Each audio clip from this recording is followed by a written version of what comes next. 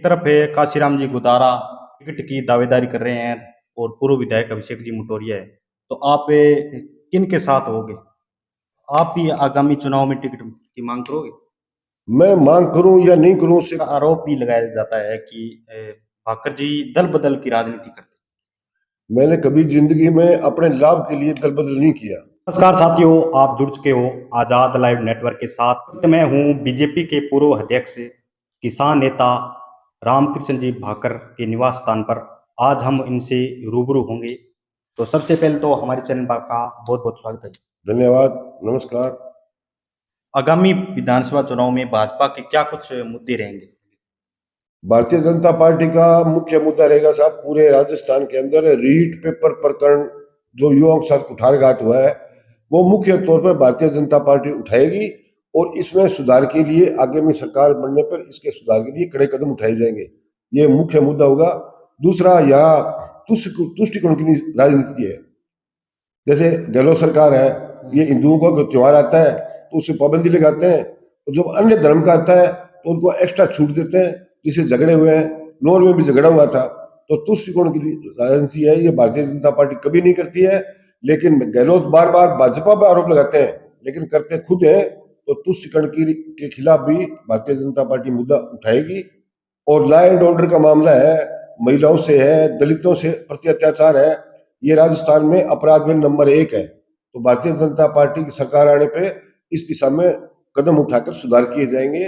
वर्तमान में अपराध में नंबर 1 है, जबकि गहलोत कहता है विकास में नंबर 1 है। विकास नंबर 1 नहीं है, अपराध और भ्रष्टाचार में राजस्थान में गहलोत सरकार नंबर 1 है। कांग्रेस से पार्टी में अभी तक सत्ता में आई है, जो वायदे उन्होंने किए थे कहाँ तक उन्होंने पूरे किए, थोड़ा बताइए।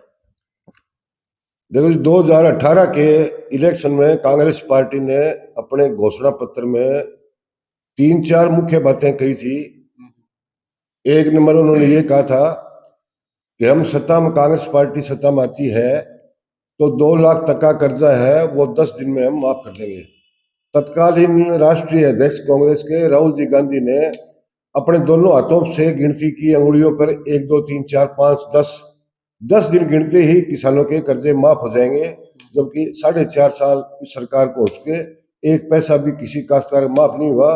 उल्टे काश्तकारों की लाखों की संख्या में कुर्की निकाली जा रही है।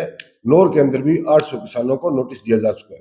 दूसरा, इन्होंने यह कहा था अभी सरकार आने पे बेरोजगार युवक युवतियों को 3500 रुपये प्रति महीना भत्ता देंगे।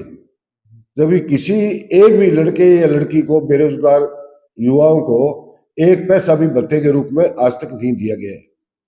तीसरा, इन्होंने ये कहा था कि हम सरकार में आएंगे तो बिजली के जो रेट है, जो फ्यूल चार्जेज है, वो हम नहीं बढ़ाएंगे। जबकि इन्होंने 4.5 साल में 13 बार में बिजली के रेट दुगने कर दिए। रेट बढ़ाने की बजाय ये सरचार्ज लगा रहे हैं। अभी पिछले जून महीने में इन्होंने 2 सरचार्ज लगाकर 52 पैसे और बढ़ा दिए।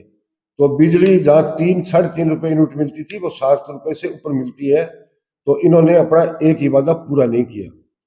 चौथा, इन्होंने ये कहा था कि हम 1.5 लाख युवाओं को प्रत्येक वर्ष नौकरी देंगे। जबकि इन्होंने 4.5 साल के शासन में, जहां इनके अनुसार 8 लाख लोगों को नौकरी मिलनी चाहिए थी, वो 1 लाख नहीं मिल पाई। नौकरियां, उनकी जो भर्तियां हैं वो कोर्ट में अटकी पड़ी हैं। और जो परीक्षाएं हुई हैं उनमें 16 बार पेपर आउट हुए हैं, नकल की गई है। गरीब जो ग्रामीण छात्र जो कोचिंग के लिए किराए पर मकान लेते हैं, उनके माँ बाप वहां रहते हैं, तो गरीब आदमियों के पेट में लात मारी है इन्होंने। और जो ग्रामीण क्षेत्र के और साथ खासकर गरीब युवा थे, वो अपने अधिकारों से वंचित हो गए, उनको नौकरी नहीं मिल पाई। और उन्होंने जो नकल कराने के लिए पकड़े हैं, वो छोटी मच्छियां पकड़ी हैं। बड़े जो इनको सह दे रहे थे, मंत्री हैं, राज के अन्य लोग हैं, बड़े अफसर हैं, उन पर हाथ नहीं डाला गया, मात्र लिपापोती की गई है। ये भी आगे आने वाले चुनाव में मुख्य मुद्दा बनेगा। आपने पिछली बार नौर विधानसभा से निर्दलीय के तौर पर आप चुनाव लड़ने की घोषणा के बाद आपके वोट तो कम आए हैं, लेकिन आपने वर्चस्व कायम रखा था। क्या कुछ कहिए? देखो जी, मैंने 2003 में भारतीय जनता पार्टी के चुनाव निशान पर मैंने नौर विधानसभा से चुनाव लड़ा था। विजय प्राप्त नहीं हुई लेकिन लोगों का अच्छा समर्थन मिला, हमने काम भी किया था।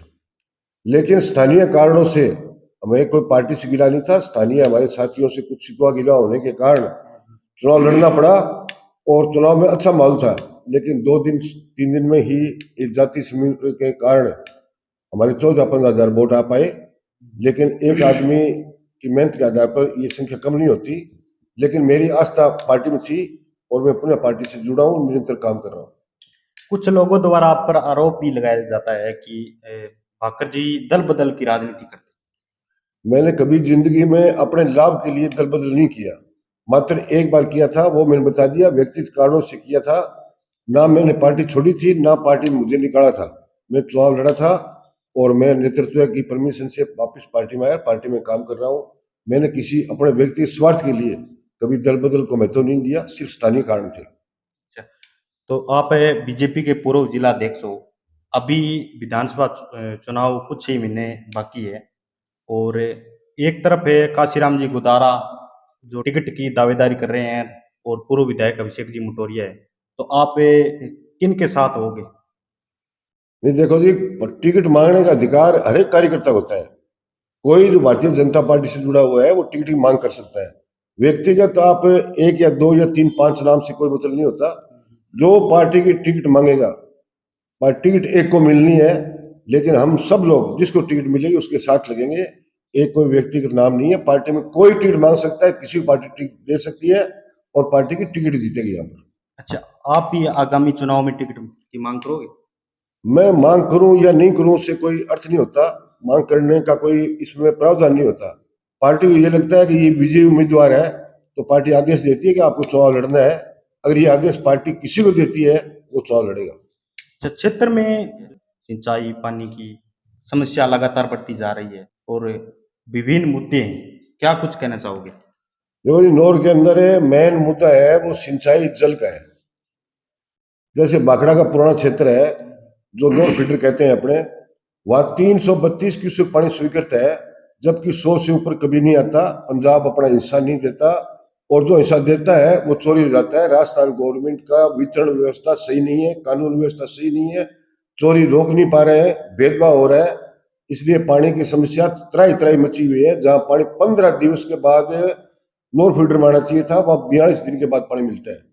दूसरा क्षेत्र है सिद्धू केनाल का क्षेत्र, जिसमें सूरपुरा, भोगराना, राशिपुरा, अपुवाड़ा, सारणों की ढाणी, मेघाना ये क्षेत्र आता है, जिसमें रसराणा वितरिका का पानी सीधमुख डिस्ट्रीब्यूटरी से आता है।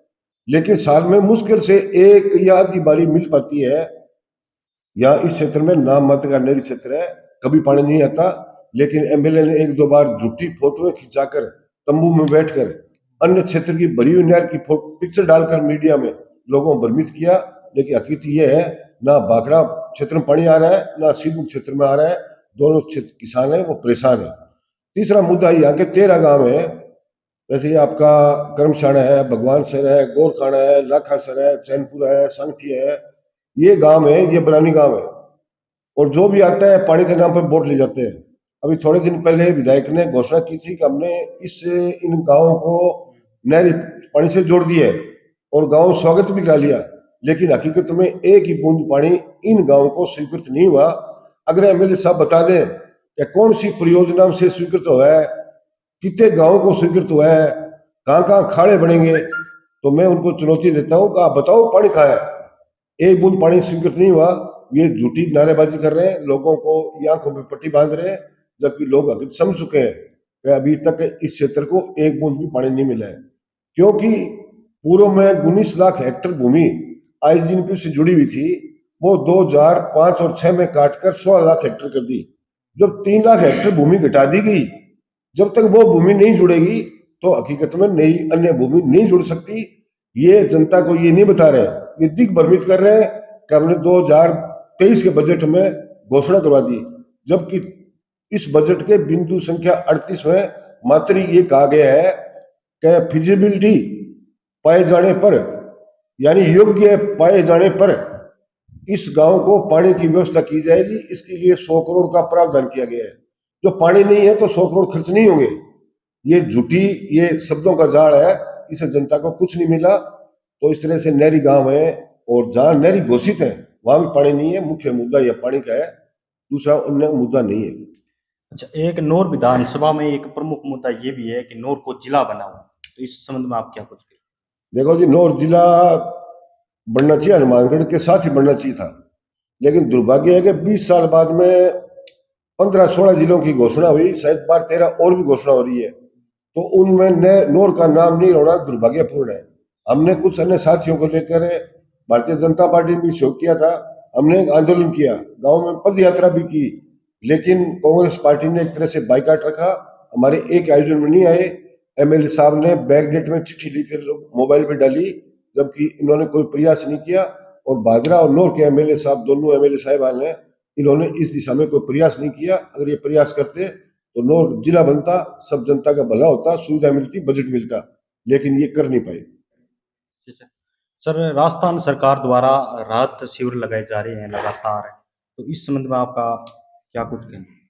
देखो जी, गहलोत सरकार 4.5 साल तक सोई रही, जनता का कोई काम नहीं किया। जब उनके सर्वे में ये आ गया कि बुरी तरह से हार रही है, 12-13 सीटों पर सिमट रही है, उनके मंत्री कह रहे हैं कि हमारे एक स्कॉर्पियो में आ जाए इतने एमएलए जीतेंगे, खुद उनके एमएलए बोल रहे हैं।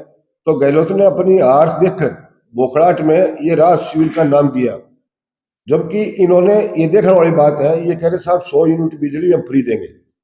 एक तरफ इन्होंने रेट बढ़ा दिए, दूसरी तरफ कह रहे हैं 100 यूनिट फ्री देंगे, जबकि बिजली आती नहीं है। गांव में तो बहुत बुरा हाल है, शहर में अंदर नौर कस्बा है, डिस्ट्रिक्ट हेडक्वार्टर है, यहाँ 8-8 घंटे के कट लग रहे हैं, बिजली नहीं आ रही, तो आप छूट किस चीज की दे रहे हो? तो गहलोत सरकार ने ये जो बिजली का नारा दिया है, ये 6 महीने पहले लोगों को बेवकूफ बनाने के लिए, क्योंकि इसकी म्याद पहले 31 मार्च से 2023 तक थी। अब इसकी म्याद 31 दिसंबर 2023 तक है। ये सटाई कानून नहीं है, ये सिर्फ चुनाव को देखते हुए नाटक किया गया है। तो राहत शिविर में कोई अब ये कहता साहब हम खाद्यान्न देंगे, गरीबों को खाद्यान्न देंगे, जबकि खाद्यान्न है वो मोदी सरकार है 5 किलो प्रति व्यक्ति आदमी के हिसाब से राजस्थान गवर्नमेंट को उपलब्ध करा रही है, जिसमें राजस्थान गवर्नमेंट के मात्र 12 पैसे हैं, 88 पैसे मोदी सरकार इनको दे रही है। और कोविड में 2 साल तक 5 किलो और एक्स्ट्रा दिए, वो भी फ्री में दिए थे। तो गहलोत सरकार की कोई देन नहीं है। अभी कहते हैं गरीबों को हम दाल देंगे, चावल देंगे, जबकि पोर्टल बंद है। जब नए गरीबों के नाम जुड़ेंगे नहीं तो आप कैसे दोगे? आप पोर्टल बंद कर रखा है और झूठी घोषणाएं कर रहे हैं। रोज मुख्यमंत्री का विज्ञापन आता है, झूठा आता है, इसमें कोई दम नहीं है। जनता सब समझती है कांग्रेस पार्टी की हारत है। विधायक अभी अमित चचान है, उन्होंने गिनाया है कि हमने अनेक विकास कार्य किए, आप थोड़ा एक कमी भी थोड़ा बताइए। नहीं, विकास कार्य है कोई वो बताए तो मैं कमी निकालू? विकास कार्य कहाँ है? ये तो रूटीन के काम है। बिजली के कनेक्शन रूटीन में होने तो होने, पानी का कनेक्शन मिलना है तो मिलना ही है, राशन जिसको मिल रहा था पहले वही मिल रहा है। नई नई कोई उपलब्धि नहीं है उनकी, ना नया अखाड़ा बनाया, ना नई नए गए, ना नया पानी लेके आए, ना कानून व्यवस्था संभाल पाए, कुछ भी नहीं है। आप लोग शहर के अंदर देख लो, 3 साल में नगर पालिका की एक मीटिंग नहीं हुई। भेदभाव किया जा रहा है, शहर में गंदगी है, लड़ाई झगड़े अपराध बढ़ रहा है, भ्रष्टाचार हो रहा है। 4 साल में 13 सीआई चेंज हो गए, और जो कर्मचारियों पोस्टिंग हो रही है वो जातीय आधार पर पोस्टिंग हो रही है। तो विशेषता के आधार पर होनी चाहिए, न कि जातीय आधार पर। तो कोई उपलब्धि नहीं है इसकी। ये 9 संख्या एमएलए है, ये झूठे आंकड़े पेश कर रहे हैं, कुछ नहीं है सिवाय जातिवाद फैलाने के, इन्होंने कोई काम नहीं किया। हमारे साथ है किसान नेता रामकृष्ण जी भाकर, आज हम इनसे रूबरू लाइक शेयर आप देख रहे थे।